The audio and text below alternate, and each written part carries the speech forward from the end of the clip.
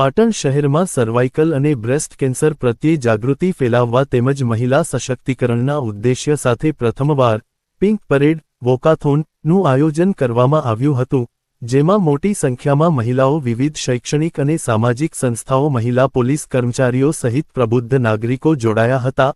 આ જાગૃતિલક્ષી કાર્યક્રમનું આયોજન આસ્થા કિડની હોસ્પિટલના ડોક્ટર સુરેશભાઈ ઠક્કરના નેતૃત્વ હેઠળ કરવામાં આવ્યું હતું।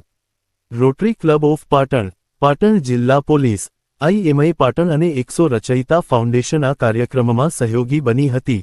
વોકાથોન સવારે આનંદ સરોવર ખાતેથી શરૂ થઈ હતી, જે પાટણ શહેરના લગભગ 3 કિલોમીટર વિસ્તારમાં ફરીને પરત આનંદ સરોવર ખાતે સમાપ્ત થઈ હતી।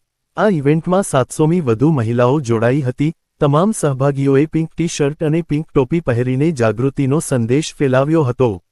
વોકાથોન પૂર્ણ થયા બાદ આનંદ સરોવર ખાતે એક વિશેષ કેન્સર જાગૃતિ સેશનનું યોજાયું હતું, જેમાં જાણીતા તબીબો doctor Jayesh Raval, doctor Bhavin Vadodariya, doctor નૈસર્ગીબેન અને ડોક્ટર નુપુરબેન દ્વારા કેન્સરના નિદાન, સારવાર અને તેનાથી બચવા માટેની મહત્વપૂર્ણ માહિતી અને માર્ગદર્શન આપ્યું હતું।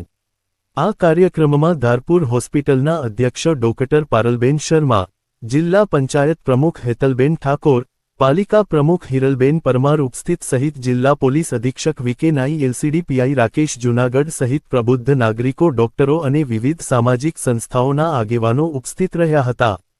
પિંક પરેડ એક બ્રેસ્ટ કેન્સર અને સર્વાઇકલ કેન્સરની અવેરનેસ માટે આપણે એક રેલીનું આયોજન કર્યું અને 2 કિલોમીટર સિટીમાંથી આપણે રેલી પૂરી થયા પછી આપણે બધા અહીંયા આનંદ સરોવરમાં MP થિયેટરમાં બધાએ બેઠક કરી અને આપણે કેન્સર સર્જનને બોલાવી અને એમને સાંભળ્યા છે અને આ પ્રોગ્રામને બધાએ સક્સેસફુલ બનાવ્યો છે। તે બધા માટે ખૂબ ખૂબ આભાર। કેટલા લોકો જોડાયા હતા સાહેબ આમાં?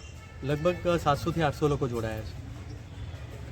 બીજા આવા જ સમાચાર જોવા માટે અમારી ચેનલને સબસ્ક્રાઇબ કરો, બેલ આઇકોન બટન દબાવો, લાઇક કરો અને શેર કરો। બેલ આઇકોન બટન દબાવો, લાઇક કરો અને શેર કરો।